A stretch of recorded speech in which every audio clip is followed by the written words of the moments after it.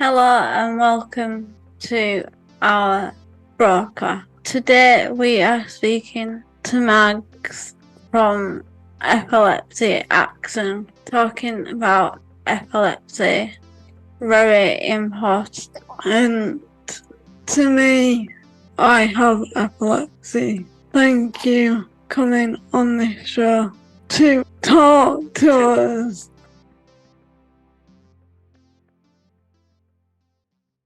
What is your job role?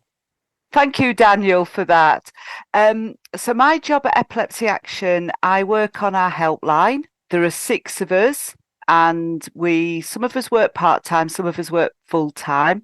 So we answer telephone calls, we answer emails, we answer questions that come through from social media like Instagram or Facebook.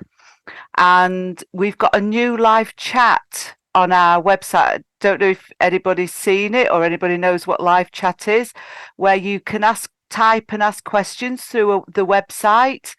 So we've had to get very good with our typing skills to answer questions that way. We answer questions about epilepsy, so we might talk to people with epilepsy.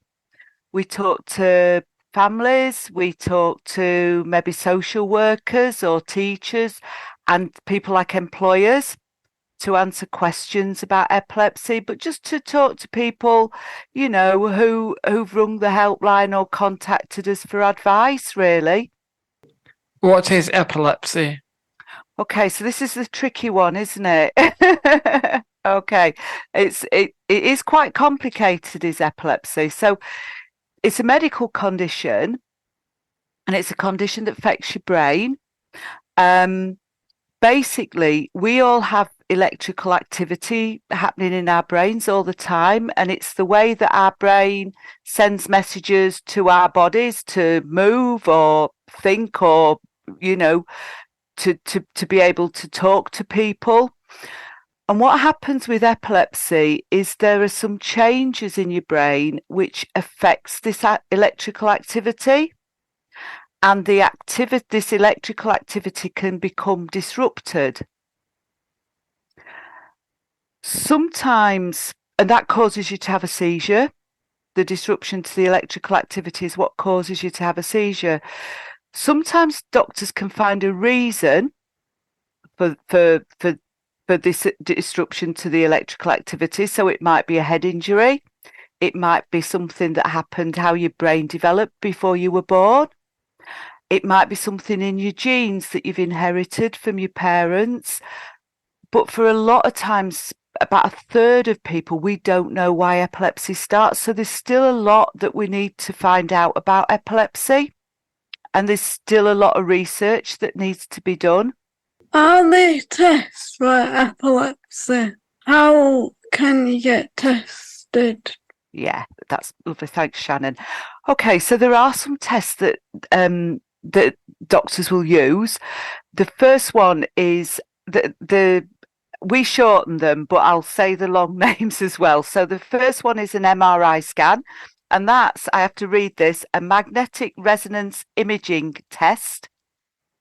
And that's when it's a bit like a big washing machine that you lie on a bed, and they put this machine around your head, and that takes pictures of your brain in really fine detail. So that's trying to look to see if there's anything that they can see, any changes or damages to your brain. The other test that they might do is called an EEG test or an electroencephalogram test. And that's when they might put little electrodes on your head, on your scalp, to see if they can pick up what's happening to the electricity in your brain. So you might have both of those tests if you've been tested for epilepsy. But as well as that, doctors are trained to diagnose epilepsy from your symptoms. So if you've had a seizure, what happened before that, what happened during it, what happened afterwards. And they wouldn't usually diagnose epilepsy unless you've had more than one seizure. It's epilepsy is a tendency to have seizures. So anybody can have a one-off seizure. They would test for epilepsy if there was more than one seizure, if you'd had more than one seizure. And how would you go about getting these tests? The first step would be to go to your GP, or if you've had a seizure, a lot of people go to A&E, probably in an ambulance. So, when I was 4, I got diagnosed with epilepsy, but it took its toll in a different way. Like, I didn't know I was gonna get it, but I didn't want like the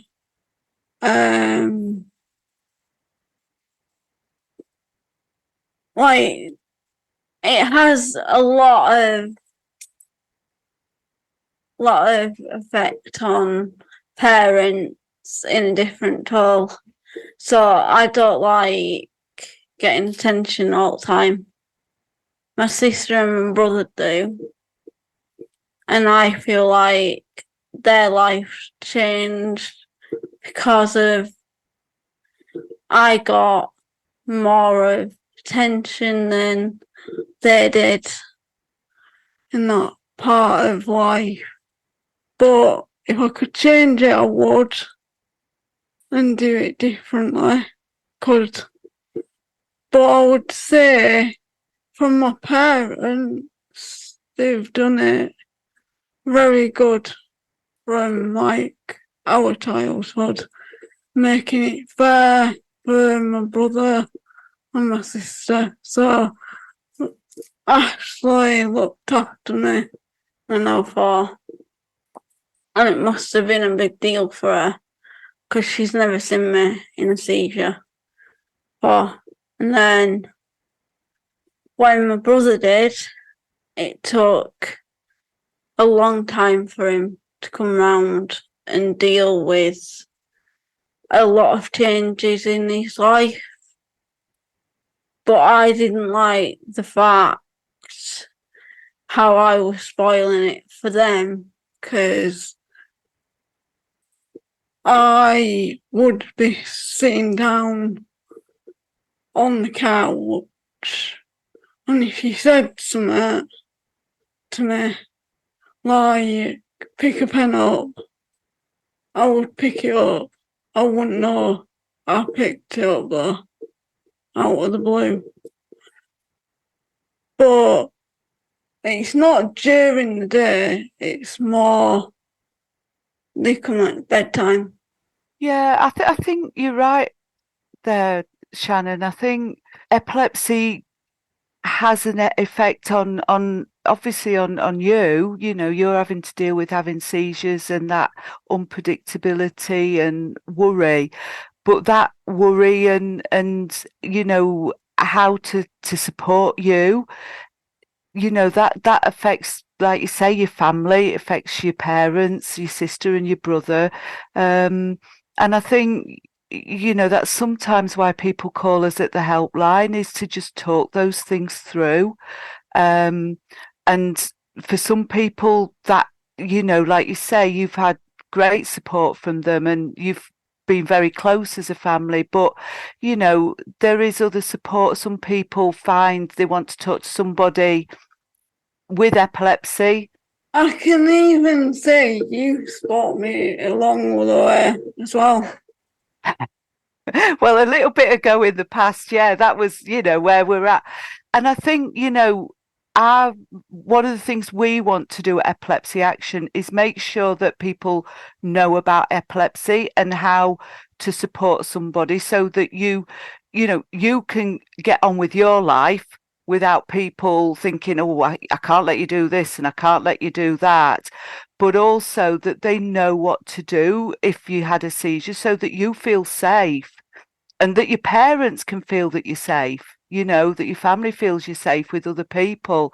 So a lot of what we want to do is get the message out there about how to help somebody if they're having a seizure and to break down some of those myths and maybe things that people get wrong about epilepsy. How do you treat epilepsy? Okay, thanks, Tom. So for most people, epilepsy is treated with medicines. That some people might only need to take one medicine, but some people might need to take 2 or 3 medicines. It's very individual epilepsy, so what works best for one person might not work as well for another person. So there can be a bit of trial and error in terms of getting that right.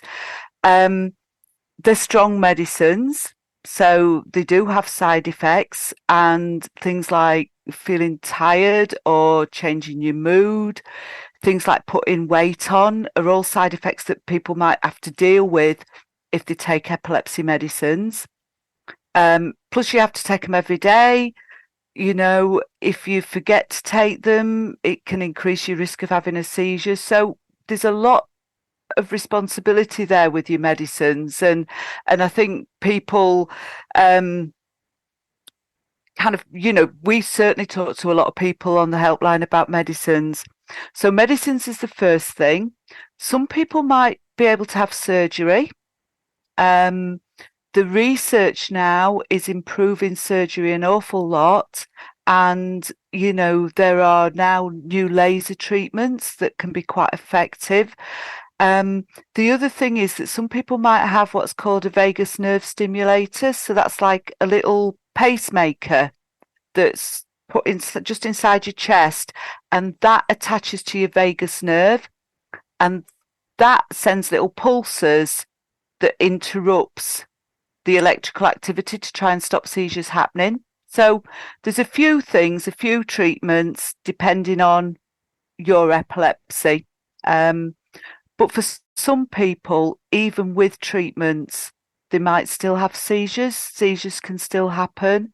So we've a long way to go in getting treatments that are going to really work for everybody. Yeah. What is an epilepsy seizure? Okay, so I think you've picked the complicated one there, Kenny. Okay, so I mentioned earlier that we all have electrical activity in our brains that help us move and send messages to our body. So a seizure happens when there's a sudden burst of that electrical activity, and this causes the messages in your brain to get disrupted, and the result is that you have an epileptic seizure. There are quite a few different types of epilepsy seizures.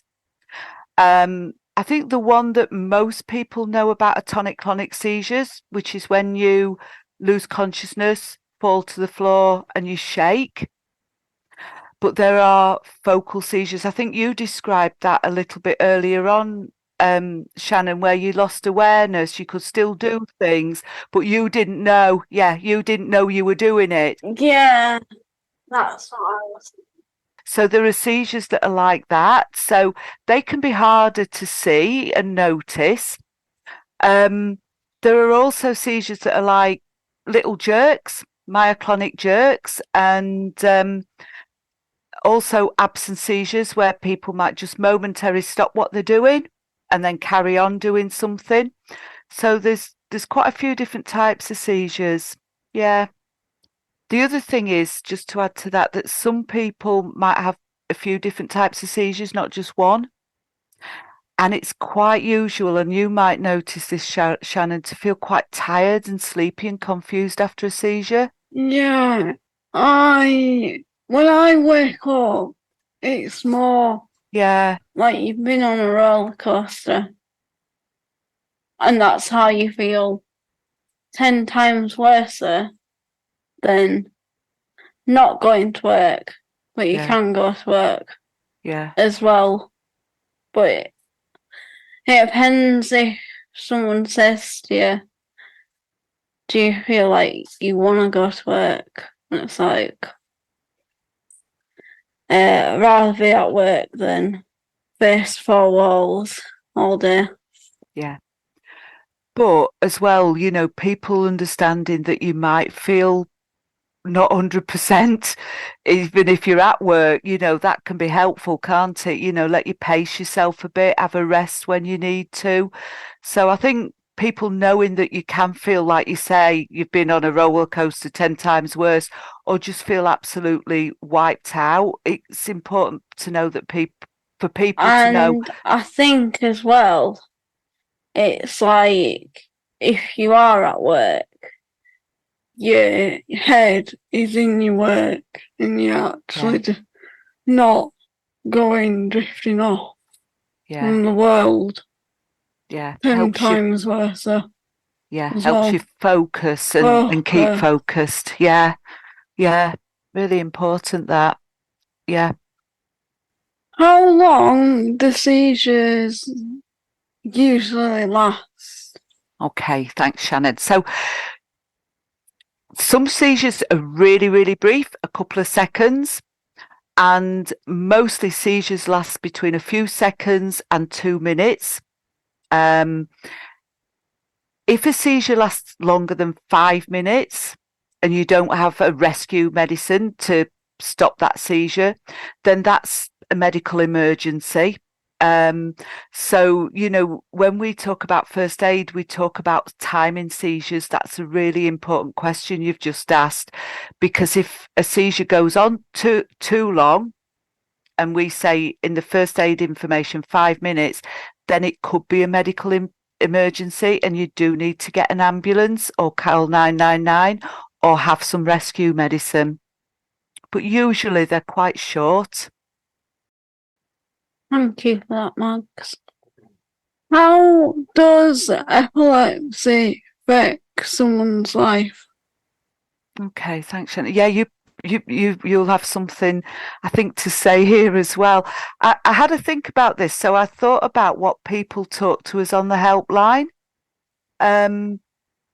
What people come to us for and want advice about. So one of the things that people will say is, side effects of medicines, coping with taking medicines every day, and coping with side effects like feeling tired or lowering your mood, things like weight changes. So that's one way that epilepsy can affect your life, taking medicines that you have to take to help keep you safe with your seizures, but they do have an effect. Another thing that people talk about is that not knowing when a seizure is going to happen. So, they might worry, am I safe to go out? Can I go and do this? Is it okay to do this? And worrying about how other people are going to react, because not everybody's as helpful as they could be. And I think that's certainly something that people will talk to us about. So things like doing a bit of pre-planning, thinking about your safety, whether that's an ID bracelet, whether that's having somebody with you, whether that's looking at where you're going to make sure that there's, it's safe.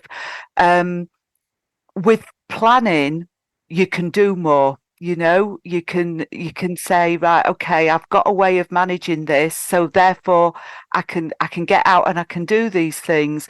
And I think that's a lot of what we talk to people about, is helping them to feel that they can still do things with epilepsy, because it can feel quite scary worrying that you're going to have a seizure, and it can feel quite upsetting thinking about other people's reactions. So those are definitely things that I think can affect you with epilepsy. And I think the other thing is that epilepsy can affect how you feel. And this is something we talk about, that being hidden. It's not like seeing a seizure, but if you have epilepsy, you might be, it's known that you might be more at risk of having anxiety and low mood or depression. So those things can go unrecognised for people. So I think, again, knowing that you can get support, that you can talk to somebody, that's really important. Right. So those were things I were thinking about. Brilliant. Shannon, do you have anything that you'd like to share maybe about how you feel it's affected you? When it did affect me, I can say, like, I was jealous of my sister having the life where I couldn't drive and she can drive. That was a big one for my mum and dad, how I came across as well. But I think like when dad sat me down and like I said, look, you're going on plenty of holidays, I'll be your chauffeur guy. It's like, why give up your chauffeur guy when actually you don't need a car? You got your family to run you around everywhere and still pay them for the petrol back then. But I think, like you say, with the seizures, the worst one are night times and taking over like people where mum and dad don't get a break. That's the issue with me.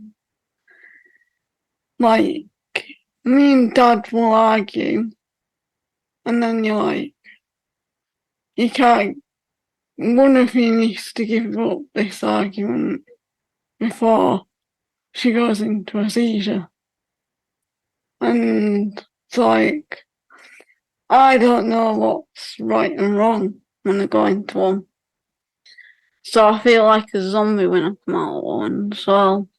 And that's the other side to what you can't figure out, but I feel like it's took a toll on mum and dad's life when I was little and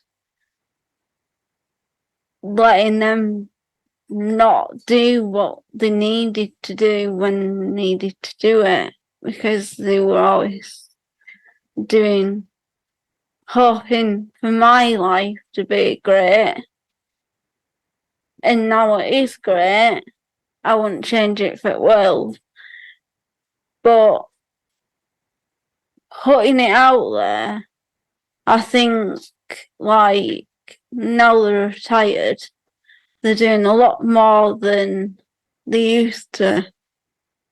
And even like I have to say, dad's always at the magnet and stuff. And if I didn't have the box put in, I don't know where I would be by now. I think that's the hardest part for a kid to grow up and change your whole life and expect it. On another kid, I would be saying like, it's really hard to like stick by your routines as well. Cause like, when I was 18, I was fighting with my sister for attention all the time off my mum and dad. And it wasn't good, and I knew it wasn't good. But it's been a toll on us all, and now it's a blessing because I've moved out and I know what's come my way. I think it's better for my sister and my brother. Can you still go on nights out, play sports, and do activities with epilepsy?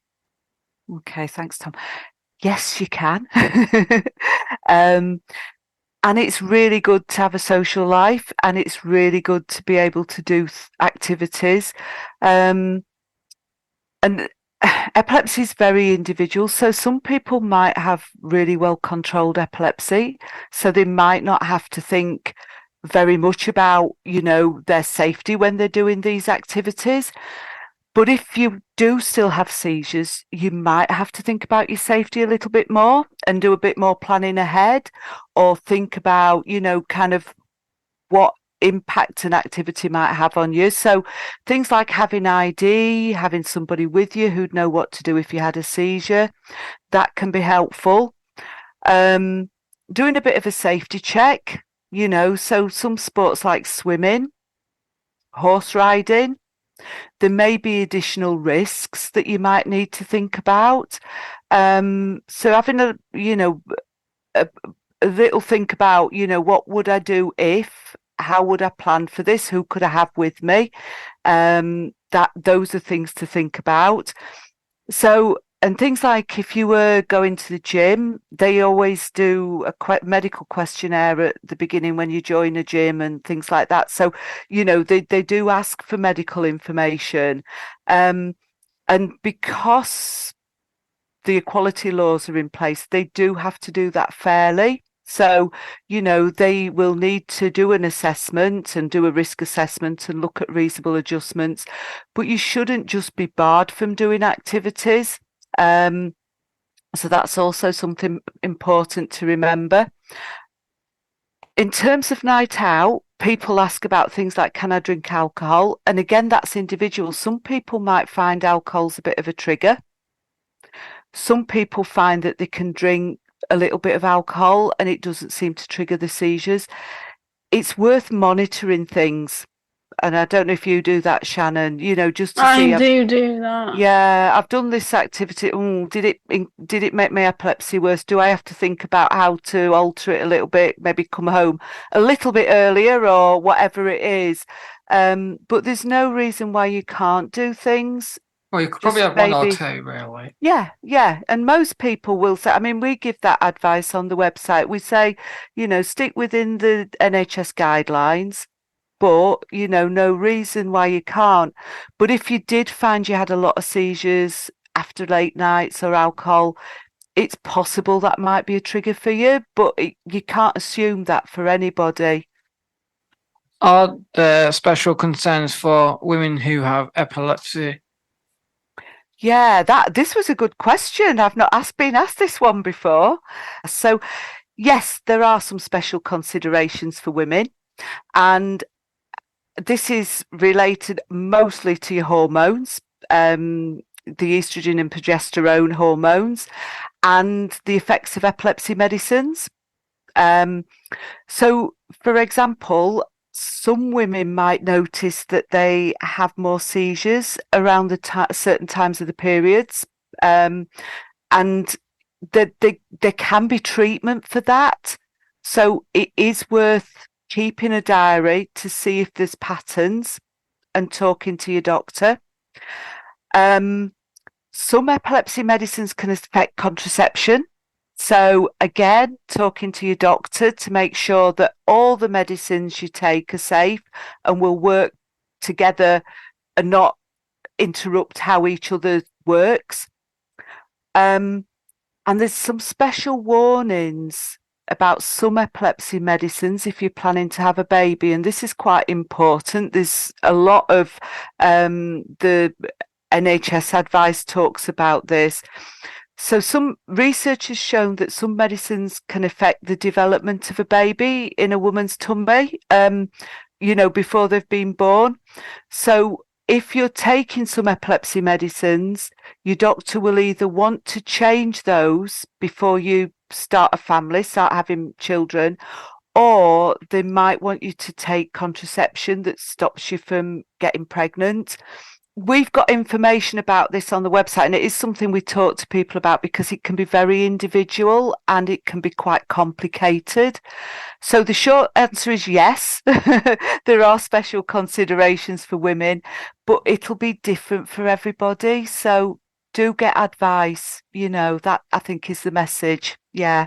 And we're finding out all the time about, sort of babies developing in women's wombs, aren't we? It's an ongoing area of research. So the advice is out there. So yeah, I think what I'd say is just search out as much information as you can and talk to your doctor, definitely. What is your favorite part of your job? Okay, thanks, Daniel. So I do, well, Shannon will know this. I like talking, but I really like listening to people as well. And I like helping people think things through and helping them to think about things that might support them or help them move on with the problem that they've talked to us about. So I think all of my work on the helpline I enjoy, but it's definitely the talking to people and listening to people. Yeah. And my colleagues, I have to say that. What are Epilepsy Action part of that future? Okay, so I think we want we want all sorts really. We want more recognition for epilepsy. We want more medical knowledge. We want more research. We want to campaign more so people get a fairer deal. We want more people to know about first aid. So how to help somebody. So I think if I was to sum it up, we want to do our work to break down barriers and to increase knowledge and how to support people with epilepsy. And we want to, we've got support groups and we've got a befriending service and we've got a counselling service now in Wales and Scotland. So we want more support services for people with epilepsy as well. So that's in our plans.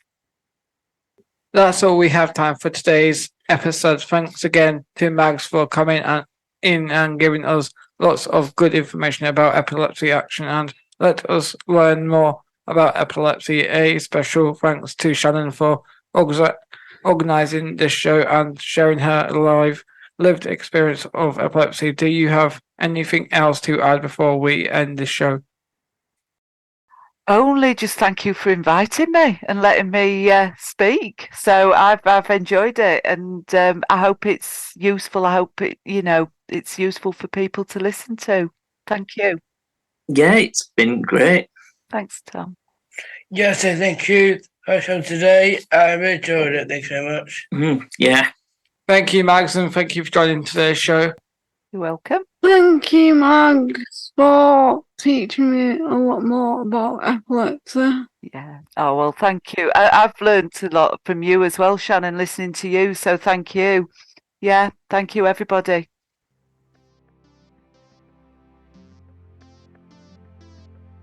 Remember to like, share and follow the show on Facebook, Instagram and Twitter. You can find us by searching for the People First podcast. Thanks for listening.